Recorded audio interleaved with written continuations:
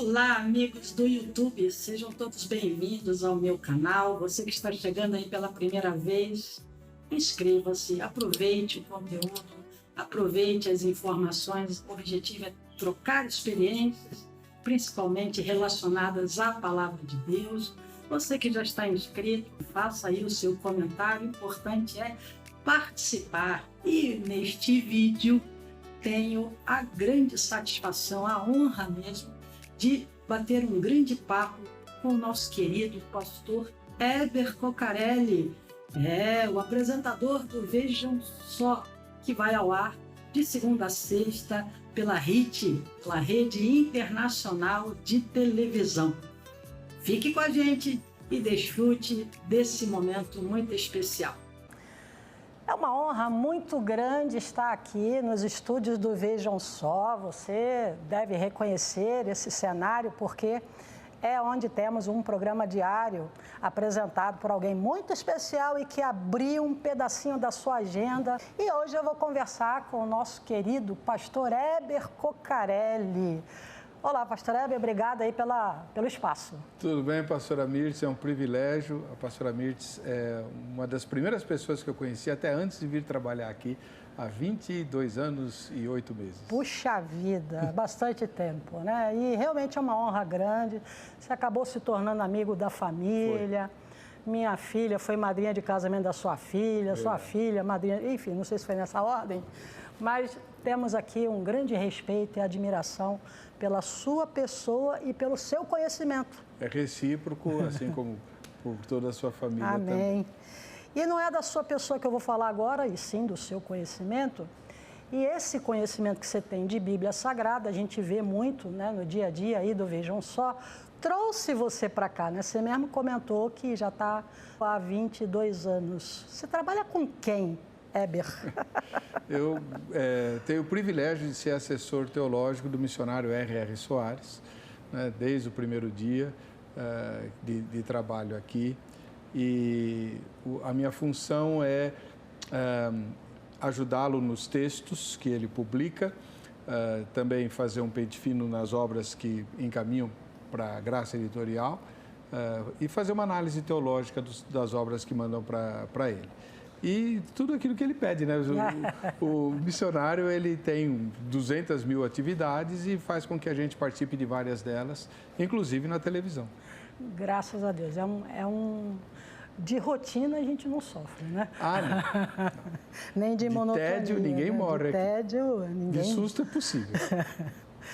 Mas esse seu conhecimento, Heber, que é algo que sempre me chamou a atenção, torna você bem versátil com relação à doutrina da Igreja da Graça, porque você não é membro da Igreja da Graça, né? Você é pastor de onde?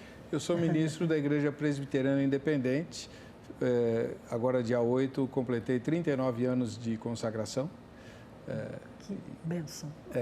Uma bênção muito grande. Uhum. Mas tenho aprendido demais com o convívio com os irmãos da Igreja da Graça, né, que abriram um horizonte completamente novo. A irmã foi uma das primeiras a me ajudar nisso. Me lembro de uma vigília. A primeira vigília que eu participei aqui na Igreja da Graça foi a irmã ministra e era sobre as dracmas, né, as dracmas perdidas. Então, houve um enriquecimento muito grande no conhecimento que eu tinha da teologia clássica, reformada. E hoje eu consigo fazer um casamento das duas. E um dos objetivos do Vejam Só é mostrar para o corpo de Cristo como é rica a diversidade dele.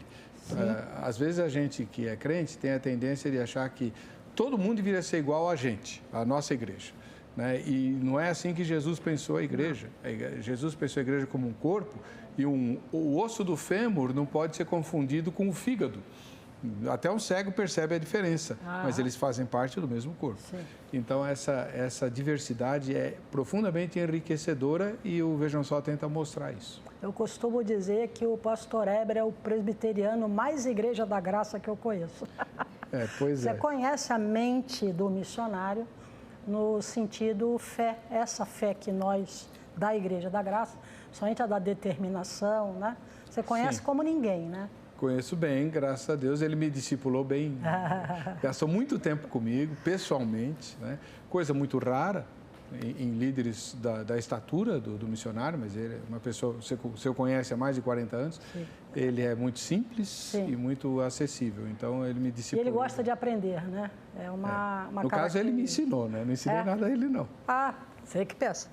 E, inclusive, Heber, você sendo da presbiteriana, você, vamos dizer assim, colaborou, participou diretamente de um episódio da nossa igreja, que foi a reciclagem dos nossos pastores. Foi, tá? Lá, no ano 2000. Ano 2000, exatamente.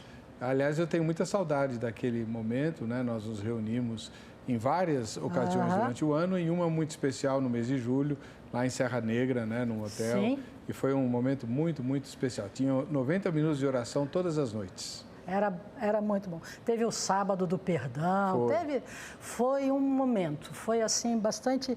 E eu faço questão de frisar isso, o objetivo dessa gravação para a pessoa que quer servir a Deus, para a pessoa que quer se envolver com a obra de Deus, ela precisa ter um desprendimento até de convicções, preconceitos, sim. Como você mesmo falou, né? Todos somos diferentes e todos podemos agregar valores e acrescentar informação que vai nos ajudar no servir a Deus. Com certeza. É preciso negar-se a si mesmo, como Jesus disse, né? Então, não se apegar a ideias preconcebidas. Quem usa muito isso é Satanás, para enganar. Sim. Né? Então, por exemplo, quando Eva escuta a serpente dizer, não, Deus não quer que você seja igual a ela, a serpente está sugerindo que Eva já desconfiava, por que eu não posso comer? Né? Uhum. Então, faltou ali a humildade de dizer, não, Deus sabe mais do que eu, que é o primeiro passo de quem quer estudar a teologia. Deus sabe mais do que eu. Sim, isso é fundamental. E, inclusive, essa já é a minha pergunta. Como equilibrar? Porque essa é a sua principal ferramenta de trabalho, né? O seu dia a dia usa como cimento ali, areia e tudo mais, a teologia. É uma ferramenta do seu dia a dia, né? Como que você equilibra essa quantidade enorme de conhecimento em razão dos anos que você trabalha com isso? Aliás, quantos? 30 aí? 39. 39 anos? Pois é. Então, como que você equilibra o saber, no sentido teológico, o conhecimento literário, enfim, com a inspiração de Deus? Porque essa a gente não consegue medir, não consegue sequer prever. Ela simplesmente acontece, né? Então, aí é uma questão espiritual. Conheço várias pessoas que conhecem a Bíblia melhor do que eu, mas não creem em Deus. Então, elas têm um conhecimento, como você disse, apenas literário das Escrituras. É preciso enxergar a glória de Deus na palavra. Então, a Bíblia é uma coisa, a palavra é quando ela se torna viva. Para nós, da Igreja da Graça, para você. Revelada. Palavra, né? Revelada. Eu creio muito nesse ensinamento, né? Você precisa conhecer as Escrituras, saber o que elas dizem. E o Espírito Santo vai usar o que elas dizem para mostrar o que você precisa fazer. Né? Então, aí essa palavra, como diz o missionário, você toma posse dessa palavra, ela é sua, uma revelação que Deus te deu em cima das Escrituras para que você possa agir como Deus espera. Né? Não como os fariseus, que decoravam os ensinamentos dos escribas e achavam que estavam cumprindo a vontade de Deus, e não estavam. Sim, sim. Weber, para a pessoa que quer servir a Deus, ela tem logo de cara aquele desejo de estudar a Bíblia. E aí, até para ter essa devida cautela entre a letra e o espírito que vivifica, por onde que ela deveria começar? Assim, um conselho aí. Pelos evangelhos, pelo Novo Testamento. E, usando os evangelhos, os evangelhos vão fazer muita referência ao Antigo Testamento. Aí você vai para as passagens indicadas nas referências lá embaixo e você vai, então, começar a entender o Antigo Testamento à luz do Novo, que o Novo Testamento é que lança a luz sobre o Antigo e não o contrário. Né? E as coisas vão se abrindo para você, sempre contando com a iluminação do Espírito Santo. É só pedir a Deus, peça. Né? Jesus prometeu, quem pede recebe. Eu quero compreender esse ensinamento do Senhor Jesus e Ele vai te dar esse entendimento. E é fundamental, né? É Ele quem nos convence. É Ele quem nos convence. Né? Isso é transcendental, não é racional.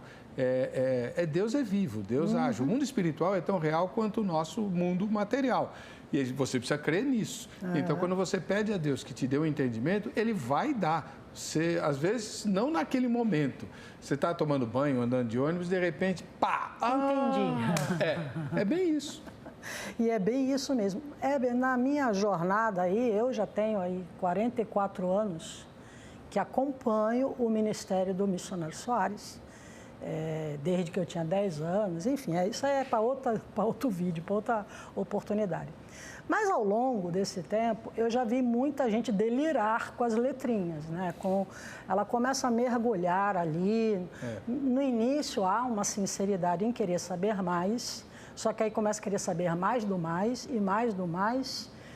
Quando é que a gente percebe, vamos dizer assim, eu olhando para mim mesmo, como é que eu vou perceber que já está demais, né, que eu estou começando a ultrapassar, e o que eu preciso fazer para reverter isso? Muitas vezes Deus nos quebranta, justamente para que nos tornemos humildes e na nossa humildade reconheçamos como Jó, falei coisas loucas que eu não entendia.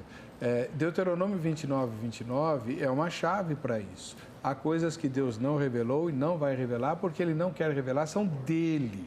É propriedade dele. Então, você não vai invadir o território que é de Deus. O ser humano não gosta de ser invadido. Exatamente, né? Deus também não. Então, quando falta humildade, lembre-se, qual foi o pecado de Lúcifer? Foi o orgulho, foi a cobiça. Nós damos muita importância aos pecados morais, mas é o orgulho e a cobiça que mais derrubam as pessoas. Olha, você falando dessa passagem, Ezequiel, né? Algo que me chama a atenção ali é que ele andava por entre as pedras afogueadas, né? Ele tinha uma aproximação da santidade. Total. Ele era único, né? Só existia ele como querubim da guarda. Exatamente. Né? Ele foi vestido por todo um esplendor e glória pelo próprio Deus e ele olhou para si e achou que era ele. Pois é, esse é o grande perigo. Né? E como a gente não vigia contra isso, cai com facilidade. Paulo tinha essa tendência, por isso Deus deu a ele o espinho na carne, que era o mensageiro de Satanás, para fazer lembrar, olha, as revelações não são por tua capacidade, são pela minha graça. Pela graça. Muito bem, Heber, muito bom. Eu já sempre muito bem-vindo. Essa oportunidade aí de falar da palavra. E eu queria que você falasse um pouquinho do Heber, do ser humano Heber, né? Não do profissional, teólogo, mas aquele que é servo de Cristo, ao qual eu tenho o prazer de conhecer há bastante tempo. Eu sei lá o que eu vou falar de mim. O Heber, já sei que ele é da presbiteriana, você é filho de pessoas... eu nasci num lar evangélico, graças a Deus. Meus pais já eram cristãos quando se casaram. E fui educado desde cedo na igreja. E foi na infância que eu aprendi a Bíblia. Eu tenho os versículos que eu sei de cor, eu os decorei na fase da infância e da adolescência. Você é favorável às escolinhas, a esse trabalho infantil? Totalmente, fortemente. Escola dominical, escolinha, é onde você mais aprende as escrituras. Aqui na Igreja da Graça a gente tem a tia Ju. Abençoadíssima. Né? A tia Ju está ali. O próprio missionário começou quando criança. Sim. Né? Eu comecei com 10 anos. Pois é, ele começou com 6 e esse é o caminho. A gente não deve desprezar o ensinamento da Bíblia para as nossas crianças. E o ser humano Heber, servo de Deus, tem algum recadinho para a pessoa que está assistindo? Sim. O meu recado é o seguinte: nós vivemos tempos muito difíceis em que servir a Jesus será cada vez mais vergonhoso, como tem acontecido aqui no Brasil, né? Como se, por exemplo, onde você defender valores morais, a castidade do adolescente até o casamento, parece que é uma coisa de outro mundo, né? Então, precisamos nos aferrar a Deus em santidade, buscar em oração, e mudança de vida. Às vezes a gente precisa cortar um braço, precisa arrancar um olho para obedecer a Jesus. E é a possível, gente tem coragem. É possível. E temos que fazer. Muito obrigado, pastor Heber. Deus Você abençoe. de casa, obrigado.